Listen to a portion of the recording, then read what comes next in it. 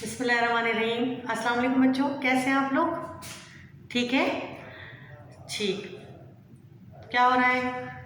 घर में बैठे हैं, पढ़ रहे भी हैं, आराम कर रहे हैं, क्या कर रहे हैं? जैसे कि मैंने आपको गुज़िश्ता लेक्चर्स में बताया था कि आपके पास बहुत अच्छा टाइम है, आप बहुत अच्छी तैयारी कर सकते हैं। लिहाजा अपनी पढ़ाई पर फोकस कीजिए, ठीक है। आराम से रात में भी जाग सकते हैं और सुबह देर से भी उठ सकते हैं और सुबह जल्दी उठकर भी पढ़ सकते हैं। ऐसा कोई मसला नहीं है आपके पास। आपको नहीं कॉलेज नहीं आना, आपको कोचिंग नहीं जाना, ठीक है ना। तो आपका सारा वक्त घर में है, तो ज़्यादा से ज़्यादा पढ़ाई करें बच्चों, ठीक है। ये टाइम आपका बहुत कीमती है, इसमें आप घर में बैठे हैं बहुत आराम से यकसोई के साथ पढ़ सकेंगे, ठीक है। आज का जो हमारा लेक्चर है, आज हम पढ़ रहे हैं इस्सा नसर में जो पढ़ रहे हैं आज हम सच झूठ का रज़मनामा। ये एक चैप्टर है, ठीक है, जिसके मुसन्निफ़ है मोहम्मद हुसैन आज़ाद, ठीक है। इस्सा नसर में आज हम ये पढ़ रहे हैं, ठीक है। ये जैसे मैंने शायद एक क्लास में पढ़ा दिया है, 2 क्लासेस में शायद रहता है, तो चलें जिस क्लास में हो गया है उनका रिवीजन हो जाएगा, जिन्होंने अभी तक नहीं पढ़ा है, ठीक है। तो सबसे पहले हम इसका तारीफ़ मुसन्निफ़ करेंगे। ये चैप्टर ज़रा मुश्किल है, किताब निकाल लें क्योंकि मैं इसके चैप्टर का ना एक एक पैराग्राफ आपको समझाऊंगी। ये चैप्टर थोड़ा मुश्किल है, इस चैप्टर में वर्डिंग बहुत मुश्किल है, ठीक है। तो इस चैप्टर के मुतालिक थोड़ा सा बताऊंगी। पहले मैं मुसन्निफ़ का तारुफ मोहम्मद हुसैन आज़ाद के बारे में आपसे करा दूं, ठीक है। मोहम्मद हुसैन आज़ाद जो है दिल्ली में पैदा हुए, ठीक है। इब्तिदाई तालीम उन्होंने अपने वालिद से हासिल की क्योंकि उनके वालिद जो है वो बड़े अच्छे थे, पढ़े लिखे फैमिली से इनका ताल्लुक़ था। दिल्ली कॉलेज में इन्होंने मज़ीद तालीम हासिल की। फिर 1857 में जब हालात इतने ख़राब हो गए कि सब लोग जो है दिल्ली को छोड़ के दूसरी जगहों पर चले गए, तो उस वक्त इनके वालिद पर बगावत का इल्ज़ाम लगा और उनको बगावत के इल्ज़ाम की वजह से उनको कत्ल कर दिया गया। तो मजबूरन जो है मोहम्मद हुसैन आज़ाद को वहाँ से निकलना पड़ा, ठीक है। अब वो वहाँ से निकल आए, ठीक। अब वहाँ से निकल के आए और वहाँ मुस्तकिल से खैराबाद कह दिया और आखिरकार लाहौर आ गए। लाहौर पहुँचे तो यहाँ पर इनकी मुलाकात जो है मेजर फिलर से हुई, ठीक है। मेजर फिलर जो है जो उर्दू के बड़े कदरदान थे, सही। मेजर फिलर ने इन्हें एक अखबार में एक असिस्टेंट की जॉब दिलवा दी, असिस्टेंट डायरेक्टर की नौकरी उनको मेजर फिलर की वजह से मिली। यहाँ पर उनकी जो तदरीसी सलाहियतें थी वो उभर के सामने आई और यहाँ पर उन्होंने लिखना लिखाने का सिलसिला जो था वो जारी किया, ठीक है। अब इनका दिल तो चाहता था पहले भी लिखने का, लेकिन हालात में उस वक्त इजाज़त नहीं थी। फिर अब उनको जब मौका मिला तो फिर उन्होंने जो है सबसे पहले नसर में लिखना शुरू किया। पहले फ़ारसी की पहली और दूसरी किताब लिखी, फिर उर्दू की पहली और तीसरी किताब लिखी। फिर इनका थोड़ा शायरी की तरफ ज़रा ज़ौक़ हुआ तो अंजुमन पंजाब के मुशायरे हुआ करते थे वहाँ पर, तो वहाँ पर जाके इन्होंने अपनी नज़में पढ़नी शुरू की, ठीक है। जब उन्होंने अपनी नज़में पढ़नी शुरू की तो नज़में जो थी लोगों को बहुत पसंद आई और जो है अच्छा, और उसके अलावा जो है गवर्नमेंट कॉलेज लाहौर में अरबी और फ़ारसी के प्रोफेसर भी मुकर्रर हुए, ठीक है। वहाँ पर जहाँ से उन्होंने नज़में पढ़ी वहीं से उन्होंने अपनी शायरी का आगाज़ किया, ठीक। अब इन्हें इनकी फ़नी खिदमात जो इनकी इल्मी खिदमात थी उसकी वजह से इन्हें जो है शम्सुल उलमा का खिताब भी मिला। जो मोहम्मद हुसैन आज़ाद का ये चैप्टर आपकी किताब में है, ये तख़य्युल पर मबनी है, तसव्वुरात पर मबनी है और ये जो है बेहतरीन अदीब, शायर, नक्काद और एक बहुत अच्छे मौरख़ भी थे। और इनकी जो इंशा पर्दाजी थी वो बुलंद पाए की थी। इंशा पर्दाज जो है नसर निगार को कहा जाता है, ठीक है। जो इंशा अच्छी उर्दू में जो है लिखने लिखाने वाले को इंशा पर्दाज कहा जाता है, जैसे नसर लिखने वाले को, ठीक है। तो बेहतरीन लिखने वाले थे और इनका ये नज़म, ये जो मजमून है सच और झूठ का रज़मनामा से मुराद है जंग, सच और झूठ के दरमियान जंग, ठीक है। किस तरह सच जो है कायम हो जाता है और झूठ किस तरह से भाग के निकलता है। इन्होंने एक इंसानी पैकर की सूरत में सच को मलका की सूरत में ज़ाहिर किया है और झूठ को जो है एक ख़राब से आदमी की सूरत में ज़ाहिर किया है, ठीक है। उन्होंने मतलब इस तरह से बताया कि आसमान की बुलंदियों पर जो है दरबार लगा हुआ है اور وہاں شاہ سلطانی اور ان کی بیگم اور باقی درباری لوگ بیٹھے ہیں، اور سچ کی ملکہ کی جب تربیت پوری ہو جاتی ہے تو سچ کی ملکہ جو ہے وہ اپنا کام کرنے کے لیے جو ہے کہتی ہے کہ اس کو حکم دیا جاتا ہے، بادشاہ سلطانی سے حکم دیتے ہیں کہ زمین پر جاؤ اور سچ کا نور پھیلاؤ۔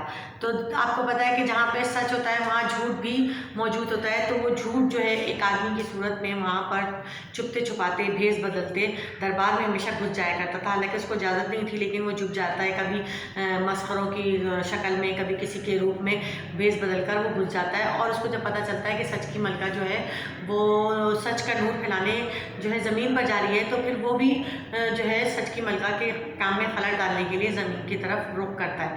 پھر یہ دونوں زمین پر آتے ہیں، اور زمین پر آنے کے بعد کیا ہوتا ہے، یہ سارا قصہ انہوں نے سچ و جھوٹ کے رزم نامے میں اس سبق میں بیان کیا ہے، ٹھیک ہے۔ اس سبق کا میں نے مرکزی خیال آپ کو بتا دیا کہ جو مرکزی خیال کا خلاصہ اس طرح سے کہ مطلب محمد حسین آزاد اس سبق میں انسان کو بتانا چاہتے ہیں کہ سچ جو ہے کبھی بھی نہیں ہارتا، چاہے اس کے ساتھ کوئی بھی ہو۔ اچھا، یہاں پہ سچ اور جھوٹ کا ساتھ دینے اقبال، فتح اور جو ہے کامیابی زمین پر آئے اس کے ساتھ، لیکن جو ہے جھوٹ کا ساتھ دینے کے لیے فریب، دغاباز، دھوکہ جو ہے یہ سب جو آئے۔ سچ کبھی نہیں مرجھاتا، کبھی مال نہیں پڑتا، لیکن جھوٹ جو ہے اس کے پیچھے لگا رہتا ہے تاکہ اس سچ کے کام میں ہر وقت رکاوٹ ڈالے۔ جھوٹ ہمیشہ اس کو نیچا دکھانے کے لیے اپنی ریاکاری سے، اپنے فریب سے سچ کو جو ہے زیر کرنے کی کوشش کرتا ہے، لیکن سچ تو سچ ہے اور وہ بالآخر کامیاب ہو جاتا ہے۔ یہ سارا جو ہے قصہ تمام جو ہے اس سبق میں بتایا گیا ہے۔ میں آپ کو ایک اس کا امپورٹنٹ پیراگراف جو ہے پڑھ کے جو ہے آپ کو سنا دیتی ہوں، بتا دیتی ہوں، تو بچوں آپ کو پتہ چل جائے گا۔ کتاب نکالیے اور دیکھیے، چیپٹر نکالیے سچ و جھوٹ کا رزم نامہ، صحیح ہے۔ آپ لوگوں کو جو ہے آپ لوگوں کو سمجھ میں آئے گا اگر آپ نے اس میں انٹرسٹ لیا، ادروائز اگر آپ نے اس میں انٹرسٹ نہیں لیا تو آپ کو بالکل بھی یہ چیپٹر سمجھ میں نہیں آئے گا، کیونکہ یہ چیپٹر بہت زیادہ مشکل ہے اپنے الفاظوں کے لحاظ سے، ٹھیک ہے۔ میں اس کا پہلا پیراگراف پڑھ رہی ہوں، غور سے سنیے گا۔ واضح ہے کہ ملکہ صداقت زمانی سلطان آسمان کی بیٹی تھی، جو کہ ملکہ دانش خاتون کے پیٹ سے پیدا ہوئی، جبکہ ملکہ موصوفہ نے ہوش سنبھالا تو اول تعلیم و تربیت کے سپرد ہوئی۔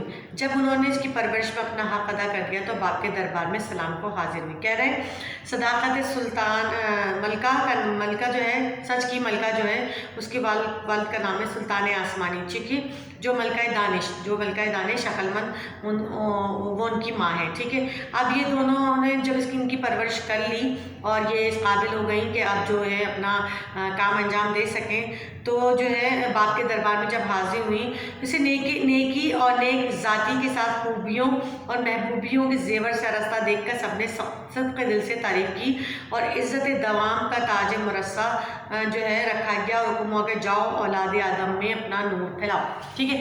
اب یہ دربار میں جب حاضر ہوئی تو دربار میں جتنے لوگ بیٹھے تھے سب نے جو ہے ان کو بڑی پذیرائی دی، اور جو ہے ان کے سر پر ایک تاج رکھا گیا، عزت دوام کا تاج، یعنی کبھی نہ ختم ہونے والی عزت کا تاج ان کے سر پر رکھا گیا، اور ان کے باپ نے یعنی کہ سلطان آسمانی نے حکم دیا کہ زمین پر جاؤ اور جو ہے زمین پر جا کے سچ کا نور پھیلاؤ۔ جیسے کہ میں نے آپ کو بتایا کہ یہ ایک تخیل، یہ ایک تصوراتی اس پر مبنی ہے۔ انہوں نے سچ کو ایک ملکہ کی صورت میں، ایک فیمیل کی صورت میں ظاہر کیا ہے، اور جھوٹ کو ایک آدمی کی صورت میں، اور ان کے ماں باپ جو ہیں وہ ان کا نام رکھا ہے سلطان آسمانی اور ملکہ دانش، ٹھیک ہے۔ تو اب یہ ان کو حکم ہوا ہے کہ اس زمین پر جاؤ اور جا کے جو ہے بابا آدم یعنی انسانوں میں جا کر سچ کا نور پھیلاؤ، ٹھیک ہے۔ اب عالم سفلی میں دروغ دیوزاد سے مراد جو ہے جھوٹ بولنے والا، اچھا، ایک سپلائی ناپکار تھا، ہمق تیرا دماغ اس کا باپ تھا، وہ ایک بدذات کمینہ انسان تھا، ٹھیک ہے، اور ہمق تیرا دماغ یعنی کہ بے وقوف اس کا باپ تھا، اور جو ہے ہوا پرست یعنی دنیا کی جو لالچ تھی وہ اس کی ماں تھی، اور اگرچہ اسے دربار میں آنے کی اجازت نہ تھی، یہ لوگ دربار میں نہیں آتے تھے، مگر جب کسی تفریح کی صحبت میں آتے، دربار میں آنے کی اجازت نہیں ہوتی لیکن آ جاتے، کسی طرح سے بھیس بدل کر، کچھ بھی کر کے یہ لوگ آ جاتے، ٹھیک ہے۔ مگر جب بھی کبھی کسی تفریح کی صحبت میں تماسخر کے بھانڈ آیا کرتے، بھانڈ نقل اتارنے والوں کو کہا جاتا ہے، ٹھیک ہے، تو ان کی سنگت میں آ جاتے۔ اس دن کیا تھا کہ وہ لوگ آئے ہوئے تھے اور بادشاہ کو خوش کرنے کے لیے، اور بادشاہ نے انہیں ایک خاص ملبوس قلعت، ایک خاص قسم کا جو ہے تحفہ بھی دیا تھا، ایک خاص قسم کا لباس بھی دیا تھا، کیونکہ یہ مسخرے کی بھیس میں آئے تھے. انہوں نے بادشاہ کو خوش کیا تھا اپنی حرکتوں سے، اپنی سے. ٹھیک ہے، تو اب انہوں نے ان کو بادشاہ نے ان کو جو ہے انعام کے طور پر ایک ایسا بہت اچھا سا ڈریس بھی دیا تھا. ٹھیک ہے، اب آج بھی وہ آیا ہوا تھا. ٹھیک ہے، یہ منافق. اب دیکھیں یہ پیراگراف بہت امپورٹنٹ ہے، یہ آپ دیکھ لیجیے 5 ایئر میں یہ پیراگراف ضرور آتا ہے، اکثر پیراگراف کی آیا ہوا یہاں سے نشان لگا. یہ منافق دل میں سلطان آسمانی سے سخت عداوت رکھتا تھا. ملکہ کی قدر و منزلت دیکھ کر اسے حسد کی آگ نے بھڑکایا. چنانچہ وہاں سے چپ چپاتے نکلا اور ملکہ کے عمل میں خلل ڈالنے کو ساتھ ساتھ روانہ ہوا. جب یہ 2 دعوے دار نئے ملک نئی ریت کے تسخیر کرنے کو اٹھے تو چونکہ بزرگان آسمانی کو ان کی دشمنی کی بنیاد ابتدا سے معلوم تھی، سب کی آنکھیں ادھر لگ گئیں کہ دیکھیں ان کی لڑائی کا انجام کیا ہوتا ہے. سخت عداوت کا مطلب ہوتا ہے دشمنی رکھنا. منافق یعنی ظاہر سے کچھ باطن سے کچھ. ٹھیک ہے، تو اب یہ کہہ رہے ہیں، یہ جھوٹ کے آدمی کو کہہ رہے ہیں کہ یہ تو ملکہ سے انتہائی چڑھتا تھا، کیونکہ ملکہ سچ کی ملکہ تھی اور جھوٹ جو ہے ہمیشہ سچ سے چڑھتا ہے. تو وہ بہت چڑھتا تھا اور ملکہ سے اس کی سخت دشمنی تھی. اور جب اس کو پتہ چلا، جب یہ اس دربار میں آیا، اسے پتہ چلا کہ ملکہ کتنی عزت و پذیرائی ہو رہی، تو جل گیا، حسد کی آگ میں جل گیا، پڑ گیا بری طرح سے کہ ملکہ کو اتنی عزت مل رہی ہے اور اب ملکہ جو ہے اسی عزت کے ساتھ دنیا میں جائے گی اور انسانوں میں جا کر سچ کا نور پھیلائے گی. تو اس نے سوچ لیا، وہیں پر سے تہیہ کر لیا کہ میں ملکہ کے ساتھ جاؤں گا اور انسانوں میں جا کر میں بھی جا کر ملکہ کو سچ کو پھیلانے نہیں دوں گا اور ملکہ کے ہر کام میں رکاوٹ بنوں گا، خلل ڈالوں گا. ٹھیک ہے، تو اب یہ دونوں جو ہیں زمین پر جا رہے ہیں اور وہاں پر اوپر جو آسمان پر عدالت رکھی ہے، سب کی آنکھیں زمین پر لگی ہیں کہ اب دیکھیں دونوں نیچے گئے ہیں تو دونوں کا انجام کیا ہوگا. دونوں کے درمیان یقیناً ایک جنگ ہوگی اور پھر اس کا انجام کیا ہوگا وہ دیکھنے کے لیے سب کی آنکھیں جو ہیں زمین کی طرف لگ گئی ہیں. ٹھیک ہے، سچ کے زور طاقت کو کون نہیں جانتا. چنانچہ ملکہ صداقت کو بھی حقیقت کے دعوے تو اپنے زور میں بھری ہوئی اٹھی، اس واسطے بلند ہو کر اکیلی آئی، کسی کی مدد ساتھ نہ لائی. وہاں آگے آگے فتح اقبال و نور کا غبار اڑاتے آتے تھے اور پیچھے پیچھے ادارک پرواز تھا، مگر صاف معلوم ہوتا تھا کہ تابع شریک نہیں. اب دیکھیں ملکہ جو تھی وہ سچ کے اس میں غرور میں تھی کہ اسے سچ کو آنچ نہیں ہوتی، سچ کبھی ہارتا نہیں ہے، تو میں چلی جاؤں. لیکن اس کے پیچھے پیچھے اقبال یعنی بلندی اور جو ہے فتح یعنی کامیابی، وہ لوگ بھی اس کے پیچھے پیچھے چلے گئے تاکہ اس کا ساتھ دے سکیں. کہیں ایسا نہ ہو کہیں ملکہ کمزور پڑے تو وہ اس کا ساتھ دے سکیں. ٹھیک ہے، آپ دیکھیں ملکہ جو ہے وہ آئی ہے تو اس ملکہ کی شان، یہ بھی پیراگراف بہت امپورٹنٹ ہے، یہاں سے نشان لگائیے. ملکہ کی شان شاہانہ تھی، دبدبہ خسرانہ تھا، اگرچہ آہستہ آہستہ آتی مگر استقبال رکاب پکڑے تھا. وہ جو قدم اٹھتا 10 قدم آگے پڑتا نظر آتا.